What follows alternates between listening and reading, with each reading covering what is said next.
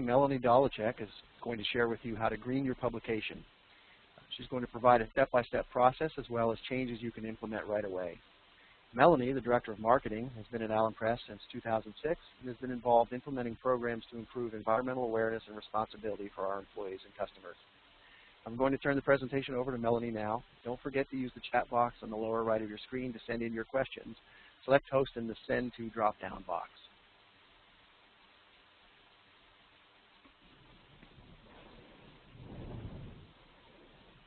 Make presenter.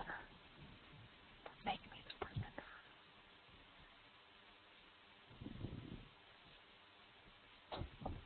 Didn't do it.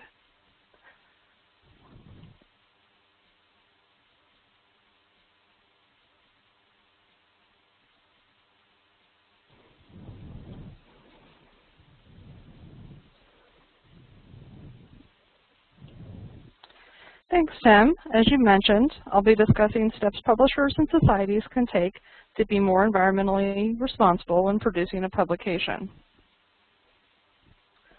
First, let's look at why we should be concerned with greening our publications. Publishers for centuries have relied on paper to get their message out there.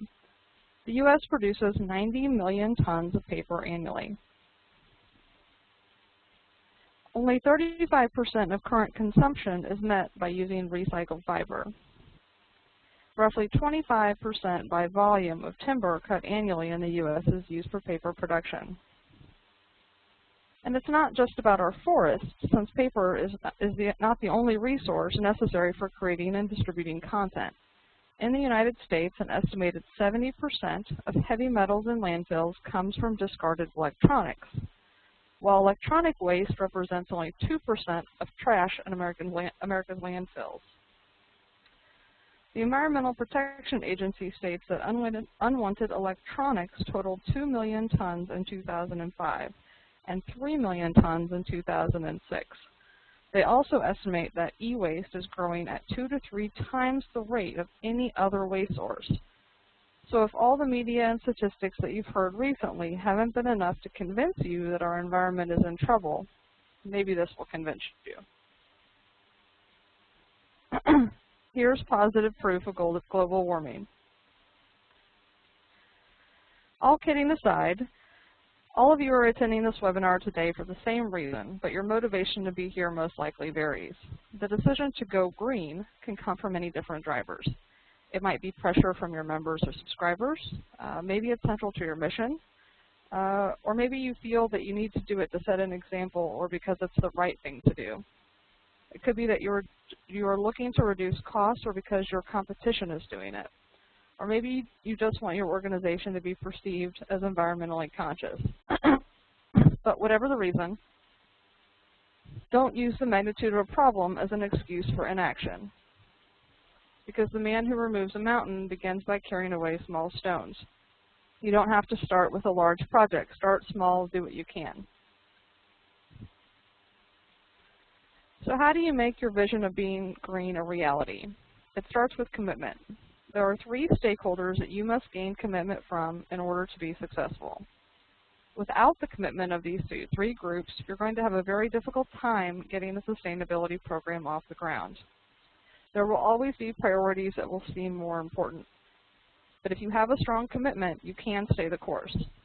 You'll need buy-in of your administration or your organizational leadership, your community, so your members, the subscribers, and your operations staff, because they're the ones that have the most impact on the day-to-day activities of your organization. Now let's take a look at how to get there. There are 5 critical steps in the process. 1, formulate a strategy or determine the plan. 2, engage and educate. Get people involved and let them know what you are doing. 3, implement or execute the plan. 4, measure. Determine the results of your actions. And 5, communicate and report. Share the results. Promote your efforts. We'll talk about each of these in more depth with much focus on implementation. The first step in developing your strategy is to create a vision or sustainability statement. Define what your goals are and what principles will guide you in this effort. This vision statement will serve as your implementation roadmap. What it boils down to is articulate what you are trying to accomplish and why. As you consider your vision statement, keep in mind the 4 R's. These should all be elements of your plan. What things can you recycle or reuse? Are there processes that can be re-engineered to save energy or materials? How can you reduce your usage and waste? Your plan can cover a large number of areas. Covering all of these leads to greening not only your publication, but your entire organization. We'll look closely at each of these areas. Your publication, your suppliers, your offices, your annual meeting, and your staff. First, affect the things you own, then those that you influence, and finally, those that you serve. Once you've determined what you need to do, the next step is to engage and educate. Get your stakeholders excited about what you are doing. It's always easier to meet a goal when someone else is expecting you to do so. Share your vision with members, subscribers, and staff. Write about it in your blog, on your Facebook page, in your newsletter. Promote your intentions and your efforts. Let people know what the plan is and what activities specifically you will be doing. Educate about your motivation. Tell them why it's important to you. Why is engaging and educating important? Because in a survey done for The Economist, 80% of staff responded that they want to work for a responsible company. And 100% of buyers think the environment will become a bigger industry issue in the coming years. I think we can all agree a certain environmental disaster is getting a lot of scrutiny by the public and the media right now. Environmental issues will become even more important and publicized as a result. Some of you may be thinking that it costs more money to be environmentally responsible. Often that's not the case, but sometimes it is. However, consumers have indicated they are willing to pay more for products produced in a more responsible way. In another survey by the Opinion Research Corporation, they found that 80% of consumers will pay from 10 cents to $1 more for publications produced with sustainability in mind. An impressive 42% will pay up to $1 more for books, while nearly 50% of magazine readers will pay a premium of 50 cents or more. Passing on incremental costs to consumers is not out of the question, especially when you've taken the time to first engage and educate. The next step is putting your plan into action. Let's look first at your publication. There are 5 primary areas to look at in regard to your publication: paper, ink, workflow, energy, delivery. Let's look at each of these in more detail. First is the origin of the paper. There are 3 basic elements to consider when looking at paper origin. The most environmentally paper option is the paper that has the highest amount of recycled material. There are 2 types of recycled materials available when it comes to paper. The first is post-consumer recycled content.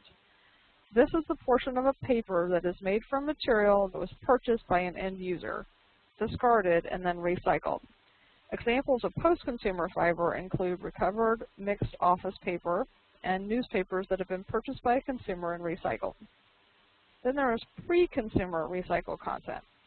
This is the portion of a paper that is made from material that is recycled, but was never purchased by an end user. Examples of pre-consumer recycled content include scraps at the paper mill that are recycled, and recycled magazines and newspapers that were never purchased by a consumer. Post-consumer recycled content is the most desirable of the 2. Paper with some percentage of recycled content is widely available and has come a long way over the years. In the past, it was noticeably duller, but that's no longer the case. It's now much more difficult to even tell the difference. When it comes to renewable materials, trees are, of course, a renewable resource. However, there are some other materials like eucalyptus and bamboo that are gaining popularity as new alternatives to traditional materials. The third aspect of paper origin is whether or not the paper you are using is certified by a third party responsible for ensuring the wood used to make the paper is socially and environmentally harvested. I'll go into more detail about certifiers momentarily. One of the great things about paper is that its primary raw materials are renewable. When we think of logging, for many of us, phrases like destruction of old-growth forests comes to mind. The reality is the paper and forest products industry replenishes more than it takes, and it ensures the sustainability of our forests by planting 1.7 million trees every single day, more than 3 times what is actually harvested. Trees are essentially a crop, not unlike corn or soybeans, only with a longer growing period. The U.S. Department of Energy has stated that the carbon sequestered on forested lands is greater than the carbon released from harvesting wood over the same time period. Furthermore, 60% of the energy used to make paper in the U.S. comes from carbon-neutral renewables resources and is produced on-site at the mills. Coming back to certification, there are 3 primary certification bodies. All 3 certify forests and rely on the chain of custody to certify the products that are eventually made from the wood. The first is the Program for the Endorsement of Forest Certification, or PEFC. PEFC is the standard in Europe. This is seen less common in paper options in the U.S. The second is SFI, or the Sustainable Forestry Initiative. SFI certifies North American forests only. And the third is FSC, or the Forest Stewardship Council. It is an international program and probably the most widely recognized. Allen Press is FSC certified, as are the mills that we purchase our paper from. Some papers are triple certified to allow for a wider distribution of the product. These certification bodies set and enforce standards. In 2009, only 10% of the world's forests were certified by any of these 3 systems. It's really not constructive to debate one system versus the other. The real issue is to expand third-party certification to the 90% uncertified forests, ultimately to promote and ensure sustainability. World studies have shown that all of these systems do it similarly and effectively. The chain of custody is the foundation of the third-party certification programs.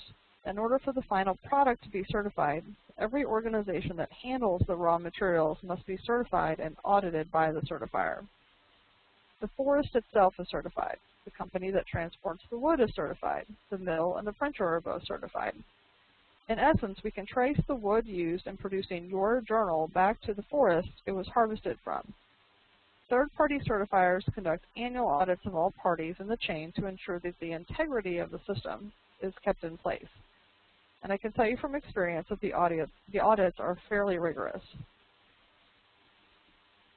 If the chain of custody remains intact, then FSC, in this case, allows you to place their logo in your publication. FSC has several classes of certification based on the fiber content of the paper. The 100% label means that 100% of the fiber used is FSC certified, but it also means that 100% of the fiber is virgin. Mixed sources indicates that all virgin fiber in the paper is FSC certified. However, the paper also includes some recycled content. The recycled label tells us that the paper contains only recycled fiber, which technically FSC cannot track via the chain of custody, but they endorse the use of recycled content and have created a label to show their support. You would get these labels from your printer provided they are FSC certified and you have selected an FSC certified paper for printing your publication. Displaying the logo helps to engage